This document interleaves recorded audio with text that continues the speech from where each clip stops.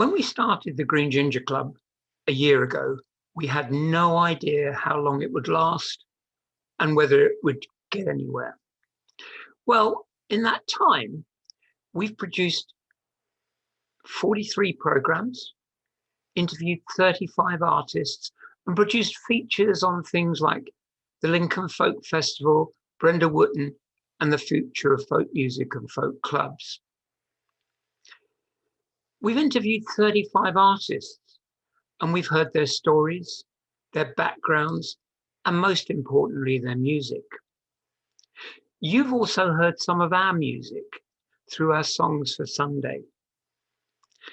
And over the last year, we've had 150,000 people view our programs, and we've built a following to our Facebook group of 550 plus people.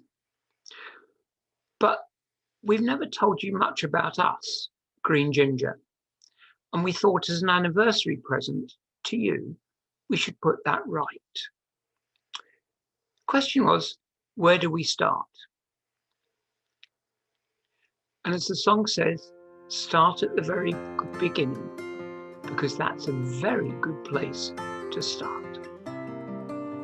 Louis and his parents moved across from Calcutta, and Louis came to our school. I'd be about 13, he was a bit older. And we discovered we both had an interest in music. And we had another classmate, Eugenio Grandi, and you could tell by the name, he was of Italian descent. He had a very good voice, almost an operatic voice. And we started getting together at weekends. I was just very much a fledgling guitar player. I could play a few chords. Louis played the piano very well. He didn't play the guitar at all in those very early days. And we started playing a bit of music. I remember doing an Elvis Presley ballad, I Was the One. And I remember doing Please Mr. Postman from the Beatles. So, you know, it was quite an eclectic mix. Oh, Polly, love, oh, Polly, the rout has now begun. And we must be a marching to the beating of the drum. Go dress yourself all in your best and come along with me. I'll take you to the cruel wars in High Germany. Then one of the masters at school knew that we were playing together and put us up to play in a school concert. We played a couple of school concerts, and then one of the other masters set up what was basically a kind of musical youth club in St John Fisher's Church Hall in North Harrow, where Louis lived. And he asked us, me, Louis and Eugenio, to be the resident group. Comfort me with apples, torture me with tears, make up. And that club was called the Greem Ginger Club. So inevitably, we became the Greem Ginger Trio. It was on a fair and a pleasant day. In actual fact, one thing we did do, we made a private LP funded by ourselves and sold to all our poor, forcefully to all our poor relatives.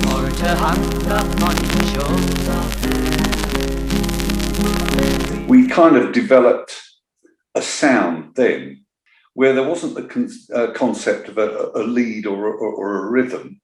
It was just basically two guitars playing at different points on the keyboard to get a sound which was like two guitars played as one. And that, to me, became the caucus of the Greem Ginger sound. The grass was greener when I held your hand. When we smiled, a rainbow lit the land. And though I'll search the whole world through, never find a girl as sweet as you. The autumn tree whisper that she's gone. Then Of course, we'd been through sixth form. I went to university at Leeds, and Louis went on to film school. And so, obviously, we pretty much broke up. I think during the Greem Ginger Trio days, I got the bug for performing and met up with a girl from one of the youth clubs. Her name was Sheila Jaye. And it just so happened that John Finch showed up. I've been playing guitar for a few years and was playing with another guy called Paul Hooley. And Louis and I hit it off. So we decided with Paul to get together and play together. And then we uncovered a fabulous singer called Sheila Jaye, who we also got to join us. And we wrote and learnt some songs, and we produced an EP. Traveling between the places, filling in the empty spaces, consequences meaningless to me. Between us are the gates and fences, behind the histories of old. And I wanted to say, lean to me, lean to me. And I wanted to hold you, and I wanted to kiss you, and I wanted to say, lean to me, lean to me, lean to me. And then Sheila met this German chap, a whirlwind romance, married him, disappeared off to Germany. We needed somebody to join us. And then we had another friend, a banjo player he knew from school, a guy called Eugene O'Brien. And we played together for a little while until Eugene decided to go off and join the RAF. So we were kind of left in a bit of a state and didn't know what to do. And we broke up. A guy called Peter Levers, who we knew from the youth group in Pinner, was producing a series of musical plays in High Wycombe. And he asked us, because we'd done some stuff with him in Pinner, to go to High Wycombe as the basis for the music and some of the singing.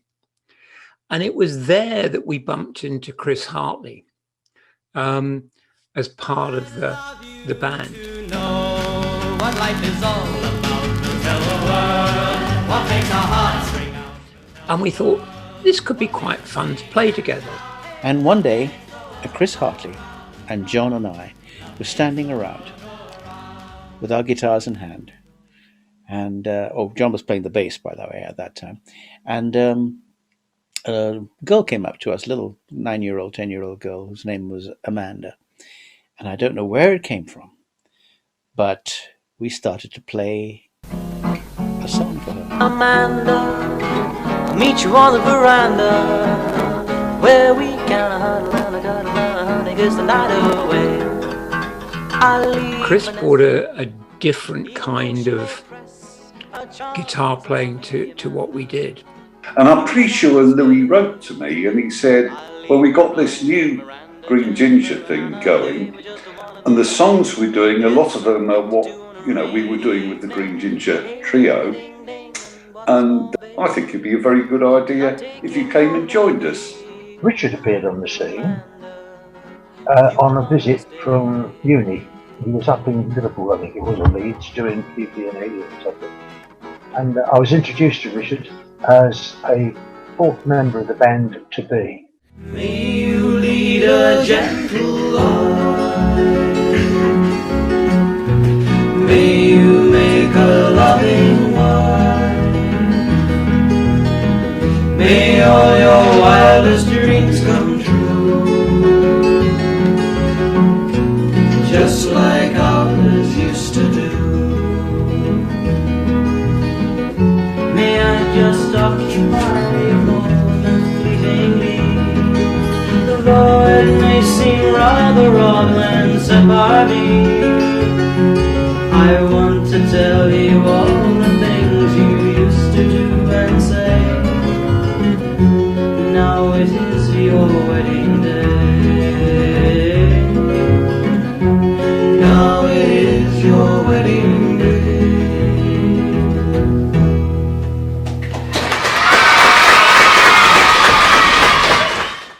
I bet other members of the band don't know who this is.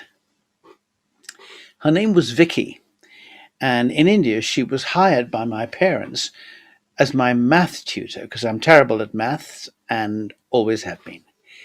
And one day she said, I know you've got the piano and I know you like music. Would you like a banjo? I've got a banjo at home. And that was my first banjo. That was the banjo we used most of the way through the Green Ginger trio and the beginning of Green Ginger. Then it was not good enough really, and I was in New York visiting my uncle Charles, who was quite a famous art dealer. And on the last day in his New York apartment, he said, I'd like to buy you a present as you're leaving. What would you like?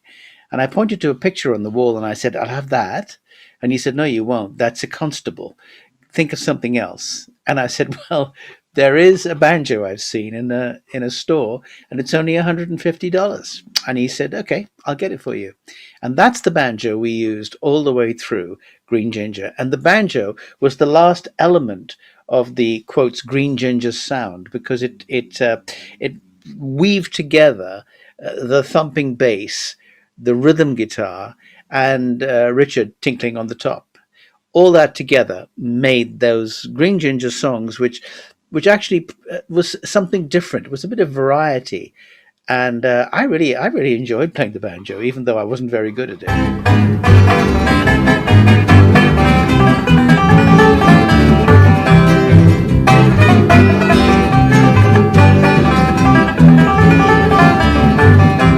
We also played instrumental pieces like Bye Bye Blues and Achy Sweet and Georgia Brown, for example. They're all standards, they're all classics, but with Louis playing banjo, it was a completely different interpretation of it. And they were great. And to play them and play them properly without too many bumbles and so on was a real pleasure. And the pleasure was in the reaction of the audience who weren't expecting that. And they certainly weren't expecting Bye Bye Blues played the way that we played it, that's for sure.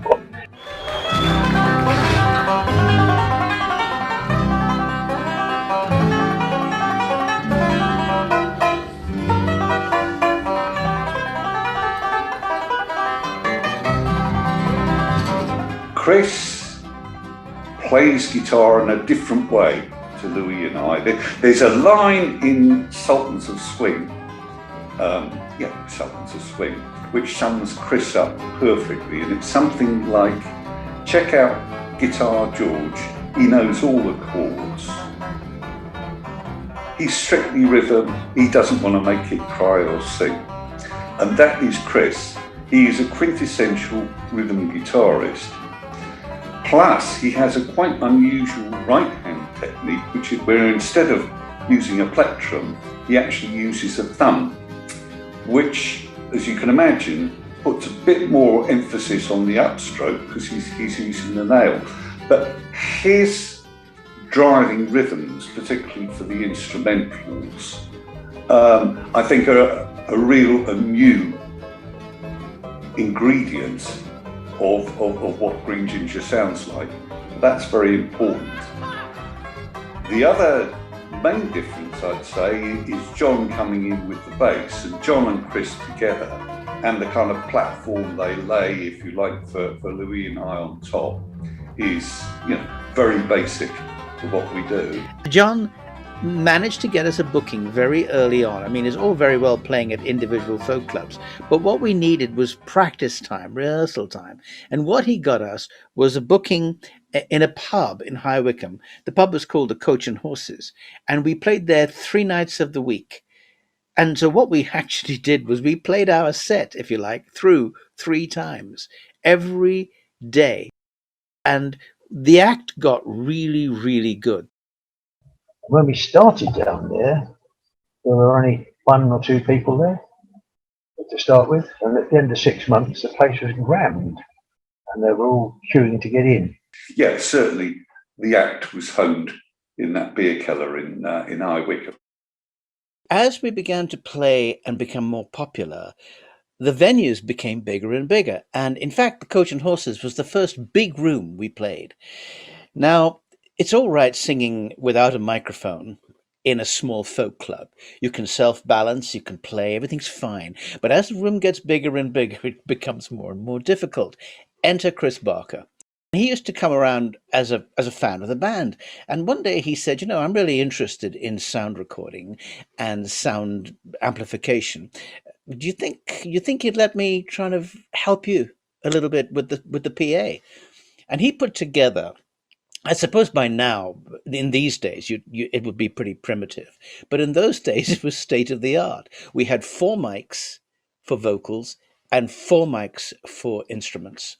And what Chris did was he balanced us for each song. So when the 3 guitars played together, they sounded like one guitar. When the banjo was playing, it was slightly louder than the rhythm section. And most importantly of all, as far as singing was concerned, I didn't have to do that folk music thing anymore, singing really loudly to the back of the room. I began to sing in a much more conversational way. And that was just as important to the Greem Ginger sound as all the instruments that were playing.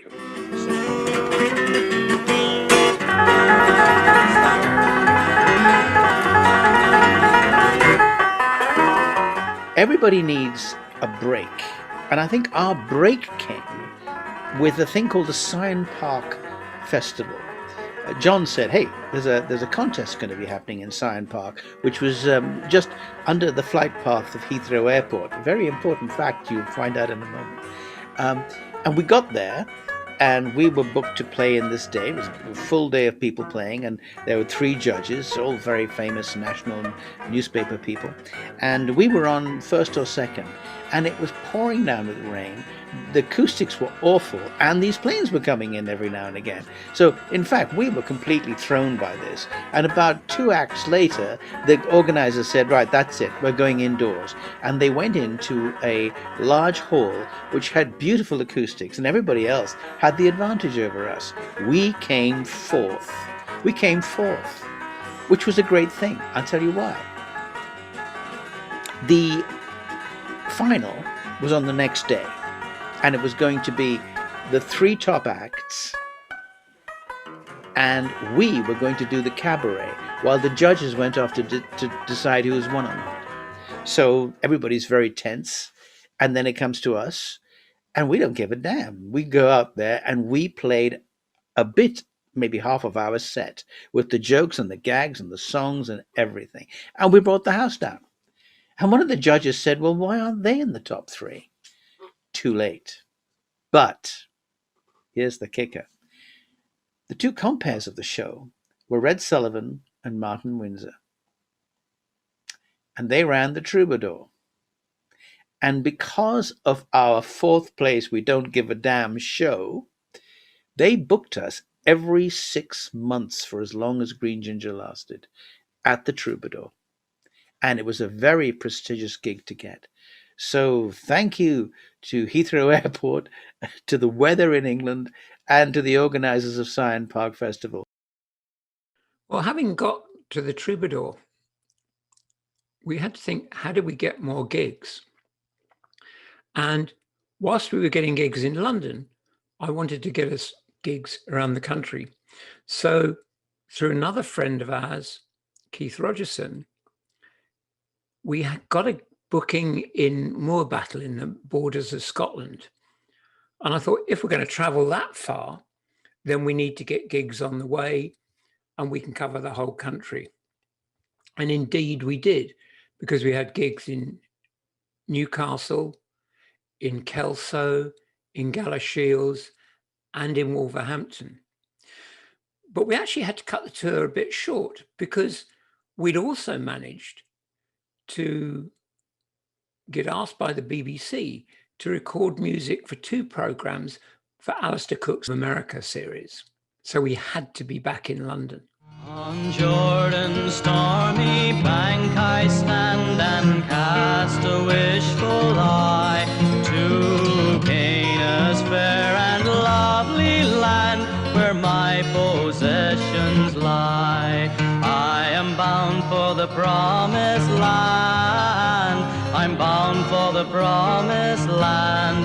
Oh, who will come and go with me? I am bound for the promised land. And that was in 1971. And we're still to this day getting royalties from that program. I didn't realize how many places we'd actually played because it's a blur when you're doing it. John put up a website about 4 or 5 years ago called greengingerfolkgroup.co.uk. And in it, he's got a list of the places we've played. And it just goes on and on and on. And most of them I can't remember. Some of them I can. Turville I can. What a fabulous gig that was, Turville. I remember the Eindhoven Folk Festival. I remember Cambridge. I remember one or two other little places. One of our favourites was Uxbridge Folk Club. That was a very nice, homely little place to play. But I never realised we were that fully employed. But when you think about it, 3 to 4 nights a week for 5 to 6 years, that's a lot of playing. Our careers, all our separate careers, were beginning to take over. And I think we reached a point, A, where we didn't really have time to do it, or the energy, and B, we'd stopped progressing. And I think that was quite important. We got slicker at doing our sets. We got better at doing them, but we weren't developing new stuff and progressing the way that we should. And I don't know if the others remember this, came and said, Peter Sarsted is doing a tour, and what he needs is a support band. And we sat down and we said, now, are we going to do this or are we not going to do this? And it was a split decision. It was 2 say will and 2 say won't. And you know what? It was like the ambition to get there suddenly stopped. And it didn't matter anymore because we'd done what we could do at that level and we weren't willing to go to the next level.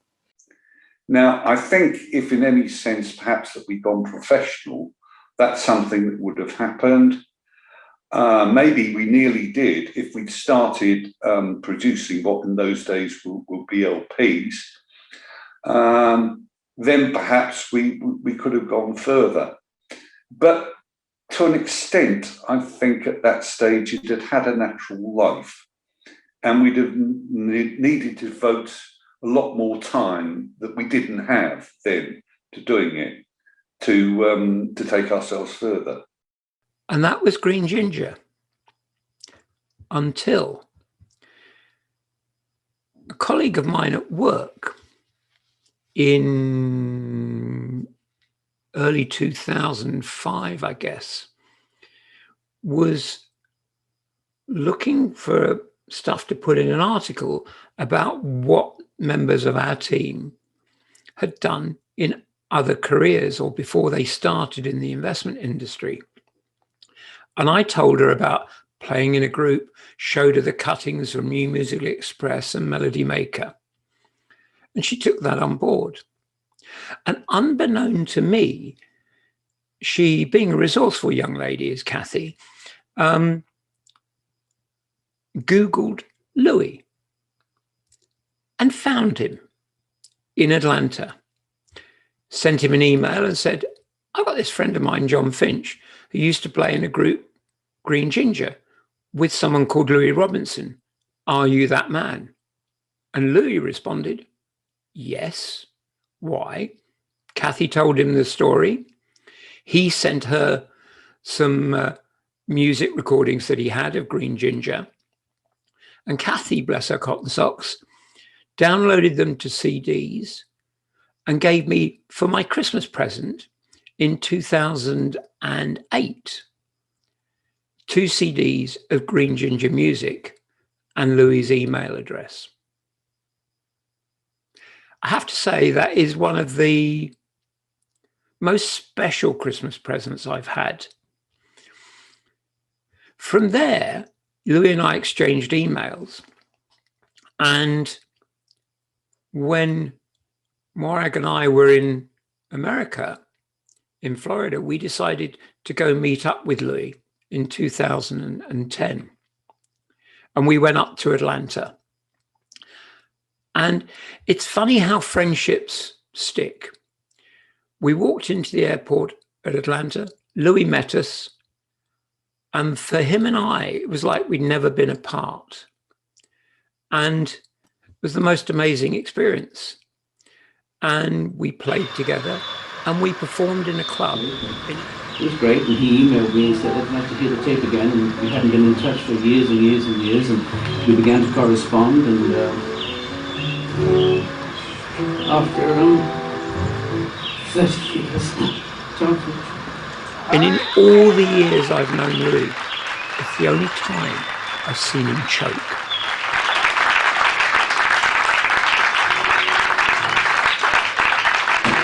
I want to tell you all the things you used to do and say.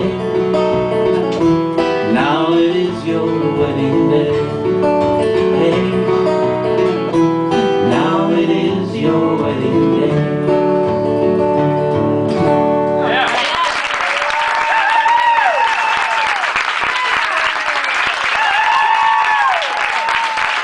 Well, that was Louis and me playing together, and kept in touch, and every time I was in the States or he was over in the UK, we'd meet up.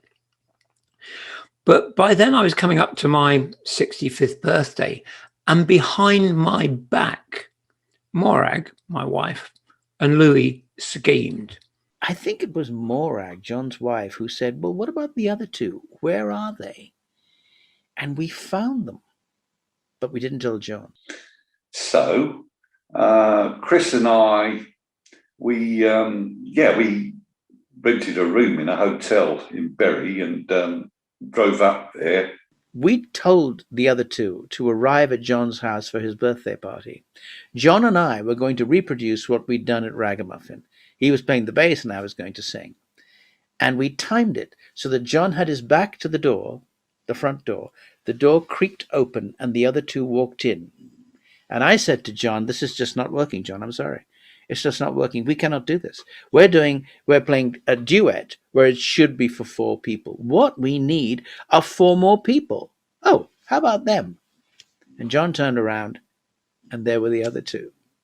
And it was one of the most magical moments because he was totally stumped. And there were loads of John's friends and relatives and what have you there. And we had about a couple of hours to put together some kind of a set, which we did.